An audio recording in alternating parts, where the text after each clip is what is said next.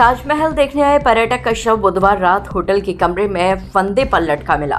साथ आई महिला ने जैसे ही कमरे का दरवाजा खोला उसकी चीख निकल गई। पुलिस आत्महत्या के कारणों की जांच कर रही है। पर्यटक कर्नाटक का रहने वाला है। कर्नाटक के डोनिमडागु निवासी 38 वर्षीय सुब्रमणी बी बुधवार शाम को महिला मित्र के साथ ताजमहल देखने के लिए आगरा आए थे। वह ईदगाह क्षेत्र स्थित होटल ताज पैलेस में ठहरे हुए थे। शाम को दोनों साथ साथ घूमने के लिए निकले। वापस लौटने के बाद युवक ने होटल के कमरे में फंदा लगा लिया। होटल स्टाफ का कहना है कि महिला की चीख सुनकर वह कमरे में पहुंचे तो युवक का शव लटका मिला। महिला का कहना है कि जिस समय युवक ने फंदा लगाकर आत्महत्या की वह कमरे में नहीं थी। सर ये इवनिंग में आए थे मेरे पास शाम को 5 बजे।